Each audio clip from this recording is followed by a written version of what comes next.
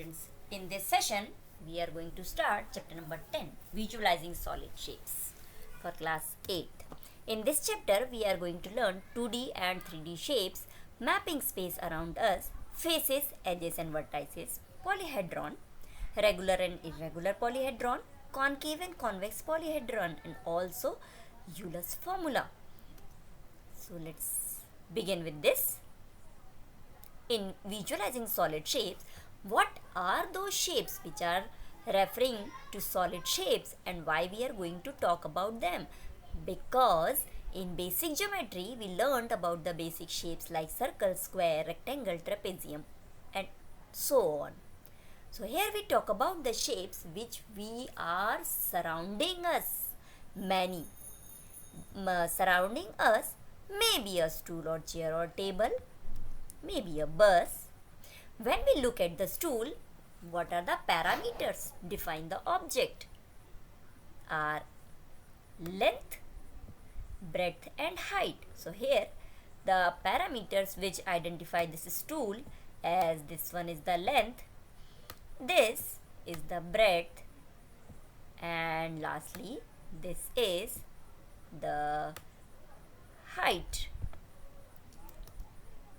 Let us take the example of house also. This is also having length, this is the breadth, and lastly this is the height of the house.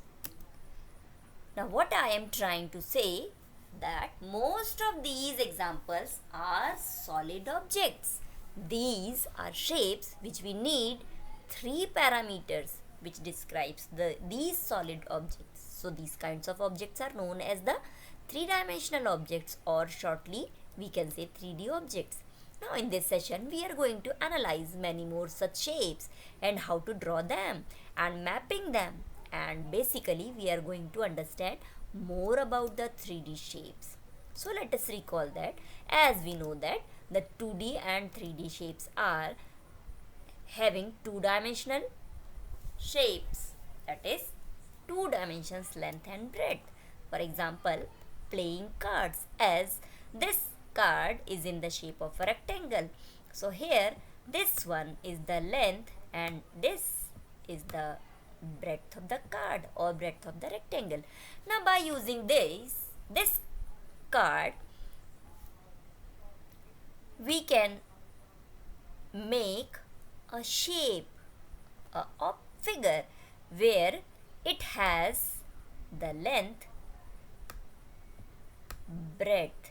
Now when we are arranging them in such a manner, one by one on another, so this becomes the height. Now this single 2D shape becomes a 3D shape as we are arranging the 2-dimensional shapes as additional dimension height. So this is the 3-dimensional object. We know that what are the 2D shapes and what are the 3D shapes. We easily identify them. Now one more way to identify them, that is the 2D shapes. By this example we can understand all these shapes are along the paper.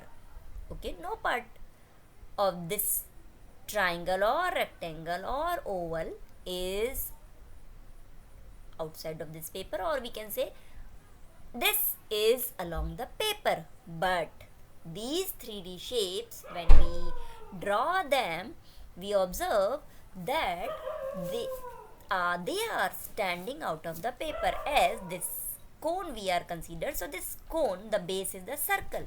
So the circle is along the paper, but this is the height which is standing on the paper. Here also in this cube, this length and breadth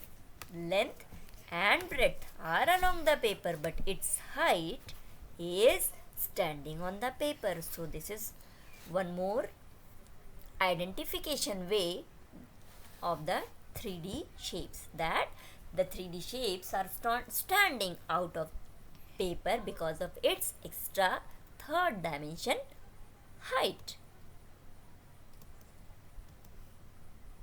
Here, the 3D shapes can visualize as many 2D shapes.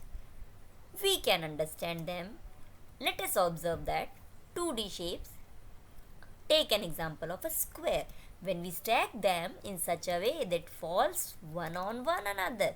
So like this, when we take the squares, we get a figure that has length, breadth and height. Here, this shape is known as the 3D shapes, where it has the third dimension height. It is also a solid shape, as we are stacking the squares one fall on another. Again, when we stack the rectangles, similarly we get a cuboid also. Now stack the square or rectangle, we get cuboid or cube also. But when we place a rectangle one adjacent other, so that forms a hollow cuboid. The rectangles forms a hollow cuboid as we join only the 6 rectangles like this. So this figure is a hollow cuboid, as this is hollow from the inside. So similarly, we can use a circle and stack them in the linear fashion, one another one. Then we get correct a cylinder like this.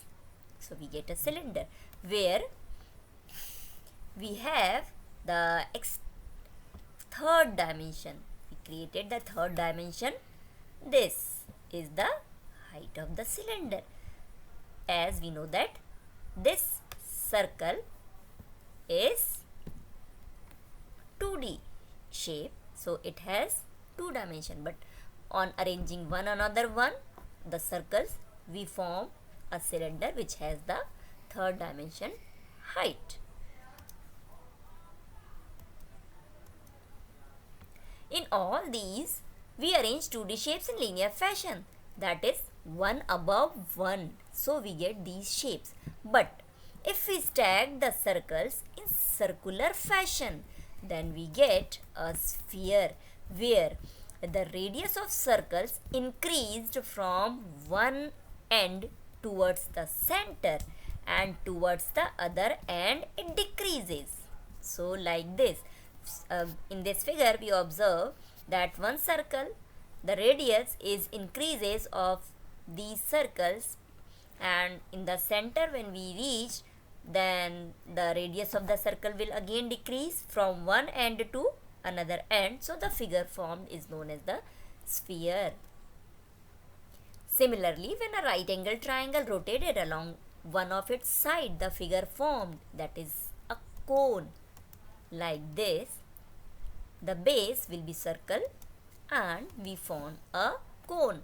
In this shape, we observe that when we place one side of a triangle fixed, and when we rotate the triangle along its one side, then we get a cone.